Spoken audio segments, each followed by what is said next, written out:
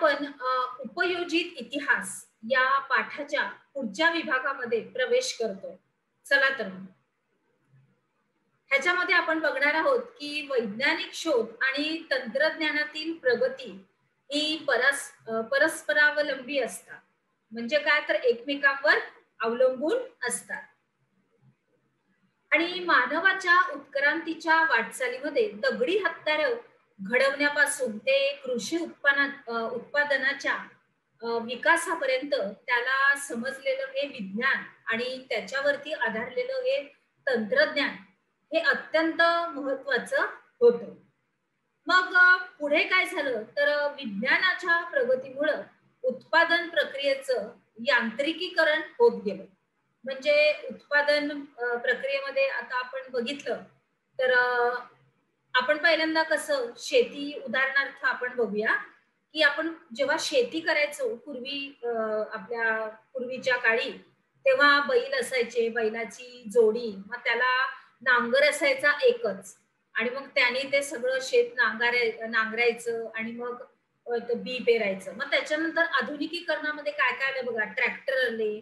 त्याच्यानंतर जे आपण बैल जोडीला जे नांगर जोडतो त्याला जे दात असतात ते एक नाही, आता पुष्कळ असतात, जवळजवळ 9 दात असतात. म्हणजे पूर्ण अख्खं हे बैल चालायला लागले तर ते मागं असं जोडलेलं असतं आणि त्याच्यामध्ये पूर्ण अख्खी जमीन नांगरली जाते. आणि हे तर काहीच नाही, ट्रॅक्टरमुळे तर अजून सोपं झालेलं आहे.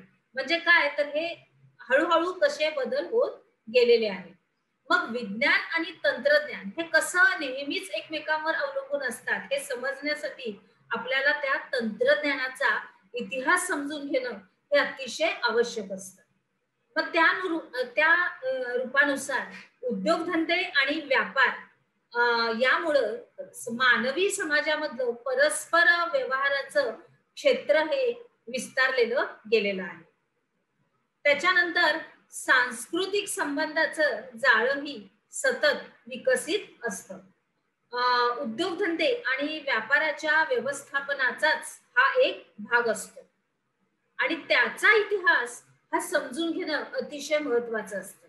म्हणूनच बाजार आणि व्यापार याचं स्वरूप हे बदलत गेलं आणि या सगळ्यांच्या मागचं एक मानवी नात्यांचं स्वरूप आणि समाज रचना ही सुद्धा आपल्यातली बदलत गेली, त्याच्यामध्ये बदल होत गेले. आणि हा सर्व प्रवास समजण्यासाठी आपल्या सांस्कृतिक घडनाची आपल्याला आवश्यकता आहे. तसंच सामाजिक रचना, आर्थिक व्यवस्था इत्यादींचा आपल्याला इतिहासाचा अभ्यास हा करावा लागतो. आता आलं पुढचा मुद्द्यामध्ये आपण व्यवस्थापन शास्त्र. आपला पुढचा मुद्दा काय आहे आता?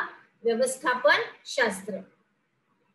उत्पादनाची संसाधनं आणि मनुष्यबळ आणि उत्पादनाच्या विविध प्रक्रिया आणि बाजार आणि विक्री यांच्या व्यवस्थापनाच्या साखळीमध्ये त्याच्या संबंधातल्या काही भूतकालीन यंत्रणा कशा होत्या ह्या आपण आता समजावून घेऊया. चला तर या साखळीमध्ये गुंतलेल्या विविध स्तरावरच्या लोकांची परंपरागत अशी मानसिकता समजावून घेण्यासाठी या सर्वांचा डोलारा ज्या वेगवेगळ्या अशा सामाजिक आणि आर्थिक संस्थांच्या संघटनावर अवलंबून असतात.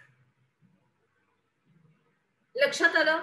त्याच्यानंतर आपण बघणार आहोत की त्याच्यावरचा इतिहास जर समजला तर मग वर्तमानात विविध पातळ्यांवरती आपल्याला व्यवस्थापन करणं हे सोपं आणि सरळ जातं. आपला पुढचा मुद्दा आहे कला.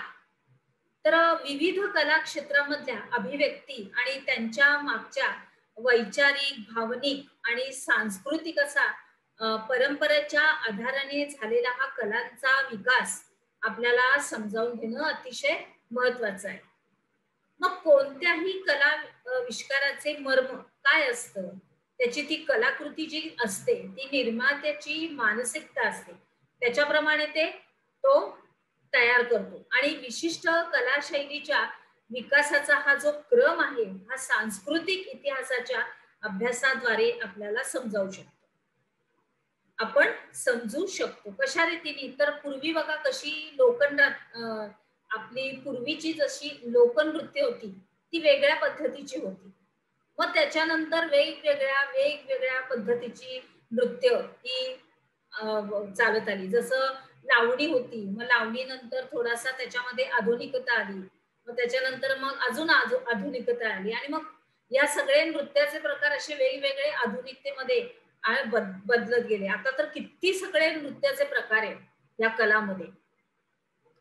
त्याच्यानंतर मानव्य ज्ञान शाखा. तर आता इतिहास, पुरातत्व आणि समाजशास्त्र, मानवशास्त्र, राज्यशास्त्र, अर्थशास्त्र या सगळ्या ज्ञानशाखांचा उगम, हा विकास आणि यांचा इतिहास समजावून घेणे या ज्ञानशाखांच्या अभ्यासाचा एक अवश्य भाग आहे. बघा किती सगळे आपले हे आलेत, सवंगडी आलेत जणू काय. समाजशास्त्र, मानवशास्त्र, राज्यशास्त्र, अर्थशास्त्र आणि हे सगळे विद्यार्थी मित्रांनो आपल्या अभ्यासक्रमामध्ये आहेत आणि आपल्याला हे वेळोवेळी भेटतात आणि आपल्याला यांचा अभ्यास हा करायचाच आहे. बरोबर? मग त्यांना समजावून घेणं हे आवश्यक आहे, साहजिक. मग पुढे तत्वज्ञान ही विज्ञान आणि इतर सर्वच ज्ञानशाखांची जननी मानली जाते आणि वैश्विक पसारा आणि मानवाचे त्यातील अस्तित्व याचा परस्पर संबंध समजून घेण्याच्या या जिज्ञेसातूनच जगभरातल्या सगळ्या मानवी समाजामध्ये त्या संबंधीची अनुमाने आपण लोक बांधू लागले. अशा रीतीने म्हणजे ही जिज्ञासा, त्याचं शोधन, असं हा प्रवास चालू झालेला आहे आणि आपल्याला इतिहास असा कळत आलेला आहे. मग त्यातूनच आता जगाच्या उत्पत्ती संबंधीच्या काही कथा, आपलं सृष्टीचक्र आणि मानवी जीवनासंबंधीची काही मिथके आणि देवदेवता संबंधीच्या काही कल्पना आणि त्या देवदेवतांना प्रसन्न करण्यासाठी केलेले विधी, त्या संबंधीचे तात्विक विवेचन याच्यामध्ये सुद्धा विकास होत गेला, बदल होत गेला. आता आपला प्रश्नोत्तरांचा या उपक्रमामधला विभाग संक्षिप्त रूपाने स्पष्ट करायचं आहे. उद्योगधंदे आणि व्यापार, व्यवस्थापन शास्त्र, कला आणि मानव्य ज्ञानशाखा. चला तर मग आता आपण आपल्या पुढील विभागात प्रवेश करूया.